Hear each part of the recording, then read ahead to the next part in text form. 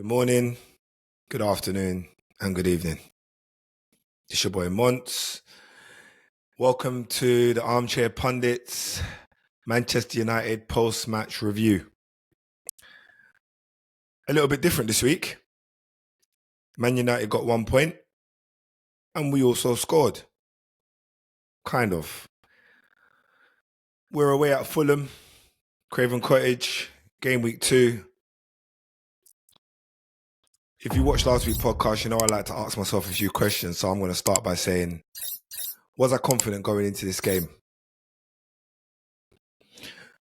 No, I wasn't. I might have given a confident score when I was with the group because it's all about positive manifestation. However, Fulham seemed to have some kind of hoodoo on us where we really struggle to play our normal game against them. So I thought this game could be a draw and we might even lose. And so say it, so nearly shall it be done. It nearly literally came into fruition, to be quite honest. We started the game really, really well. Very similar to the way we started the Arsenal game. So I can see that Amarin's philosophy and whatever he's drilling into the boys are starting to see, evidence of that on the pitch. However, it needs to last longer than 15, 20 minutes. Now, let me paint the scene for you. First 15, 20 minutes, United were the better team, hand down. No one can argue against that. 2 great chances fell to Cunha. And to be honest, both chances I feel like were right up his street. I feel like he could have done better. He had one chance that came from a Dorgu cross where Mount set him up for an on the edge of the box, open body shot with his right foot, side foot to the lower corner of Leno's goal. Beating Leno, but couldn't beat the post. Should he have done better? Yeah, I believe so. Player of his quality, when you get that kind of chance, you literally got to make sure you hit the target. And for me and anybody else, hitting the target ain't hitting the post. That's for sure. We then had another chance, which was a little bit more direct, which I don't mind seeing that variation. Bandeya had the ball at the edge of his area, just outside, and he's pinged the ball straight over the top of everybody. Cunha's in. Great first touch to pick it out of the air. An even better second touch to hit it clean towards goal. But Leno got a hand to it. And I almost wanted Cunha to mishit it. So then hopefully, it could find its way in the back of the net. But we weren't fortunate enough for that to happen. So those 2 moments from a Man United's perspective in the first half an hour, let's say, were probably the most exciting in the first half hour. Or the first 20 minutes, sorry. So after that, we were pretty much under the cosh because I felt like Fulham upped the tempo. There was obviously got some kind of comms from the sideline. They were way too open. So either they figured out what we were doing and decided to lock those doors, or they were always planning to soak up the pressure and then turn on us. If there's one thing I can say though, after those 2 chances were missing, from a Man United perspective, we looked very, very nervous. We didn't look as fluid as we did for the first 20 minutes. We weren't as direct, and I feel like Fulham sussed that out. It's almost like our elixir serum ran out. Like our superpower. We just used all our power in the first 20 and that was it. Literally, moments later after Cunha missed his chance, or Leno saved it, however you want to look at it, Iwobi had a chance on the edge of the box. The ball's come out to him. He's hit the ball on a volley. through a bundle of bodies, and somehow Bandaya managed to get a hand to it and push it away from goal. And I just rolled my eyes to the back of my head and thought to myself, this is going to be a long day. If I'm honest, against the run of play, we managed to, from a set piece, win a foul through Mason Mount being wrestled to the ground, almost body slammed by Bassey. I don't know what Bassey was doing. When the game's that close, you need to be a little bit more aware that you can't have hands on a player, especially in a season like that. In a season like this, where VAR are going to obviously up the ante outside of what they've been doing last season. So Bruno steps up. Obviously, Captain Bruno. In my head, Slotsville. He's a slot monster when it comes to penalties. But what's this I'm seeing? Referee's having a word with the keeper, setting things up, walks back into Bruno. Him and Bruno have a bit of a to and fro. Got to be honest, at that moment, Bruno's looking a little bit off key, but he's put the ball down anyway, composed himself, ran up to the ball, and he's put the ball into Jupiter. At 0-0. At 0-0, he has skied it. Around about the 35th to 40 minutes in between then, he's absolutely skied it. You can see that he was devastated. He's put his head in his T-shirt and, Matt's gone over, giving a little pat on the back, told him to get on with it. Mate, I'm not going to lie. In them moments, your skipper has to deliver, especially when your team are under so much scrutiny, as Man United have been for the last, say, 12 months, last couple of years. So the nervousness continues to the point where a minute later, as, the ball's put back into play, Casemiro decides to do an absolute ridiculous dive trying to win a foul and gets booked for it. Now, if I'm honest to you, overall, that position in centre mid, from Casemiro to Bruno, for me today, they didn't deliver. They didn't do whatever Amarin's asked them to do. And if he's asked them to do something, they just, and they were doing it, it wasn't to the full potential of what he expected, because Casemiro didn't look mobile, as you'd probably hear me say through all the pods. He looked very slow-paced. And Bruno, to give him a bit of credit, up until the point of, say, the penalty, I feel like he was all right. After that, his head was gone. He had head loss. Like, literally head loss. And that was even indicative because there was a moment in the game where Bruno had the ball and around about the halfway line, he was standing around about left centre-back. Shaw pushed up a little bit. Dorgu was wide left. And Bruno had the ball at his feet. He's asking for a bit of movement in front of him. He's dithering. He's pointing, he's dithering. He gets his pocket picked. And Fulham are on the attack. And that's after the penalty. So from that alone, you could tell that his head's not in the game. Me as a manager, I'm having a word with him at half time. I'm saying to him, you need to fix up. Otherwise, I'm going to have to get you off because you need to get back in the game, Bruno. I mean, I guess you can't do that to every player, but my head would have been gone. That's probably why I'm not a manager.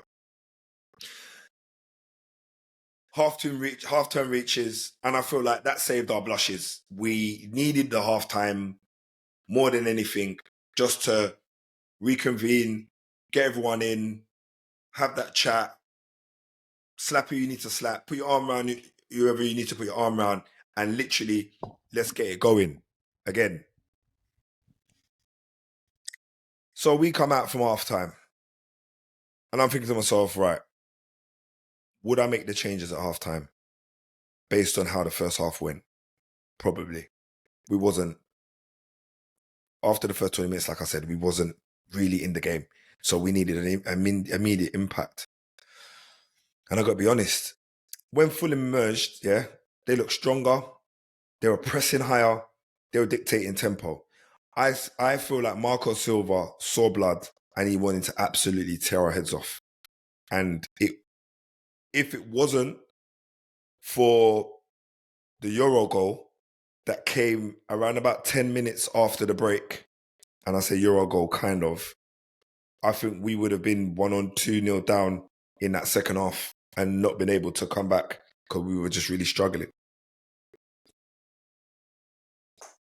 I mean, the Euro goal came, and in fairness to Bassey, I feel like he was fouled. Yoro had two arms on the back of him. He's pushed him, gaining an advantage, managed to head out the ball towards goal, and it's ricocheted off of Muniz's back and in the back of the net. So, you could say that United were fortunate to not have that goal struck off, but we needed to get some kind of luck, and I guess that was it. So at the point of 1-0, Yoro's first Premier League goal, we thought, was quickly struck off when they put it down to the OG. So United are now 2 games into the new season. We, technically, as a team, haven't scored a goal, but we've scored a goal. So we've got 1 goal, 1 point, 2 games in.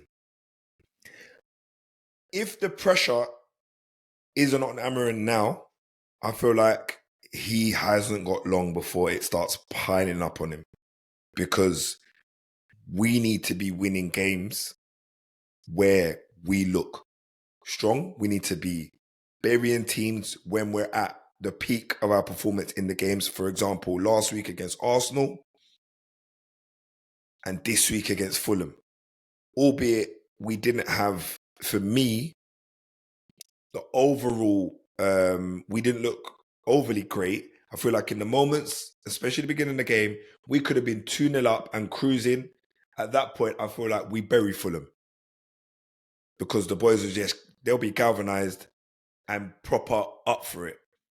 But missing them 2 chances really, really done us in. So just going back to the second half, apologies for that. We got the goal, which was fortunate, but it was almost like that goal put the battery in Fulham's back. It's weird. They just didn't stop. They kept coming to a point where they made a range of subs over, say 10, 15 minutes of our scoring, bringing on the likes of Wilson, Robinson, Sessegnon, and Emil Smith-Rowe. Not Sessegnon, sorry. They brought on Emil Smith-Rowe, Jimenez, and Wilson and Robinson. Now that in itself meant that they were going for it. 1-0 down, they got nothing to lose. They're at home. They got the crowd behind them. Why not?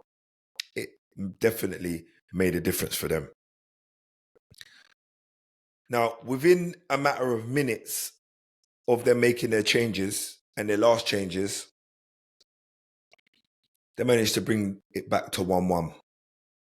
The ball is pumped into our box. And this is after us soaking up pressure for 5 or 10 minutes.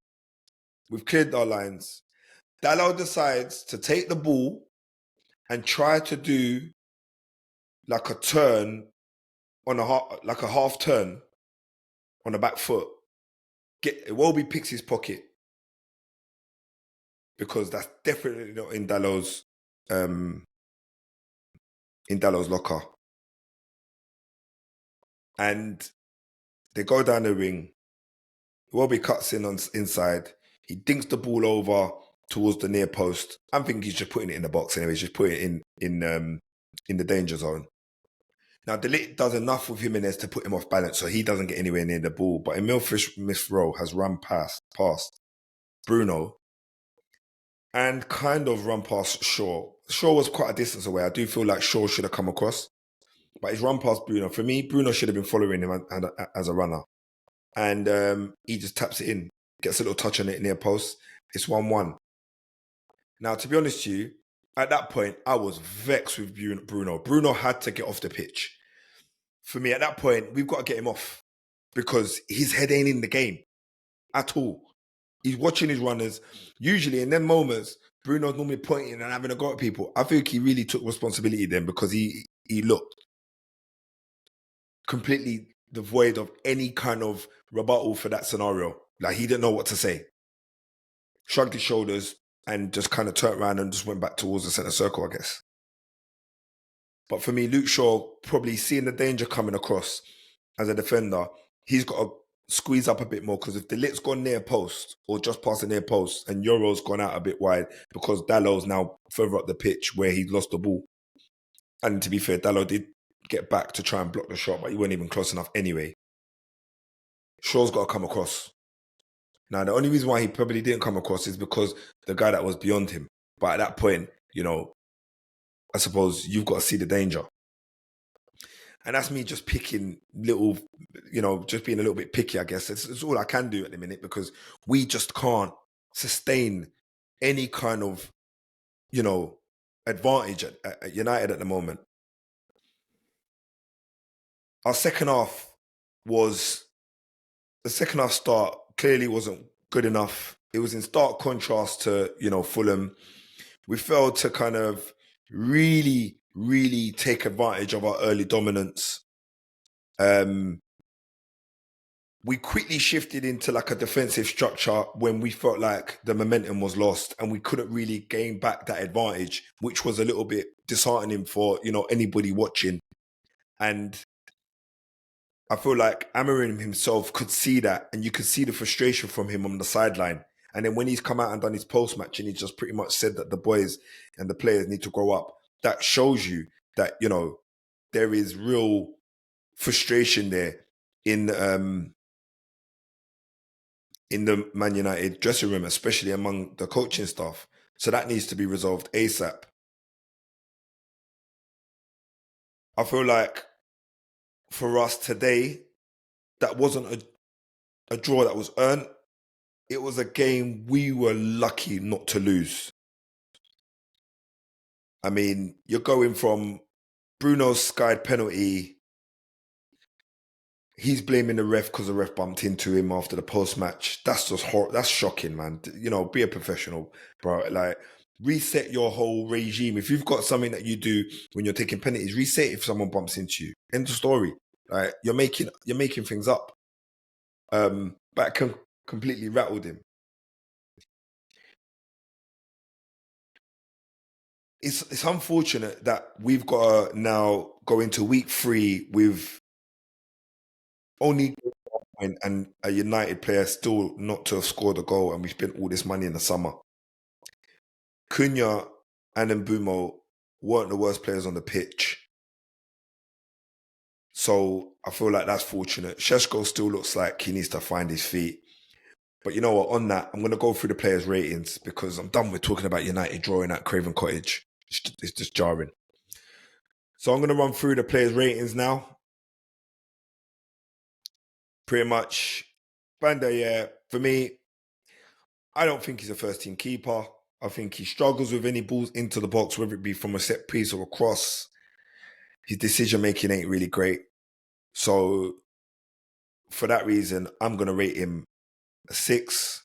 Yoro, for me, was the best player on the pitch today, by far. Consistent, confident. He was composed, and his aerial presence is something to behold defensively and attacking. So yeah, long may it continue. I'm going to give him an 8. De Ligt, I think he deserves a 6. I'm giving the same Bande, not for anything more than he didn't do enough to stand out like he did against Arsenal last week, but he was involved in some of the errors that were happening at the back with communication. So I feel like that could improve slightly. Luke Shaw, going to give him a 6. He had some ball handling errors, and for me, he could have probably done a little bit more to disrupt Emile Smith-Rowe's equaliser. So as a defender, I feel like there's a lot more that he could have done. Diallo, I didn't talk about him much today because he didn't do much. And for that reason, I'm going to give him even less than Bandaye. To be honest, I'm going to give him a 5. And that 5 comes on the back of a really frustrating performance from me. He was mostly defensive and he was substituted early because he was ineffective. So I feel like that warrants that. Casemiro, I'm going to give him a 5. Ridiculous dive, got booked for it. And for me, he shouldn't be starting at the minute. He should be in the squad to kind of help with the balance of maturity. But at the minute, he's adding to the problems. The lowest number for me today goes to Captain Bruno. He's going to get a 4. Sky the penalty at a crucial time in the game, just before half time. He scores that goal after us missing 2 gilt-edged chances under Cunha. I feel like the game changes 1-0 just before half time. As you know, there is that hoodoo around, if you score just before half time, it then kind of gives you better spirits going into the changing room. You're right, it does. And he didn't. So we didn't. Dorgu, he got a 5.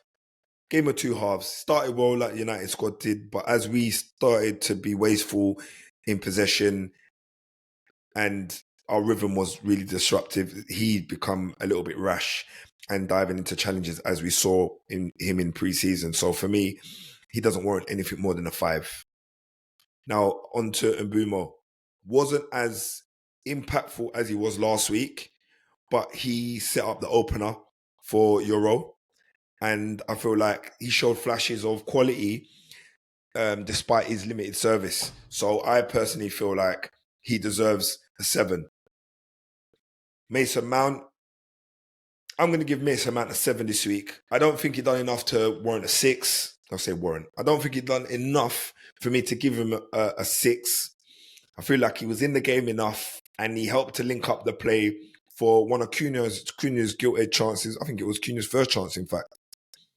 But unfortunately, we couldn't make the most of it. And I don't think that's down to him. Do I think he should be starting? No, I don't. Maybe there's something that the manager sees in him that I can't, but so be it.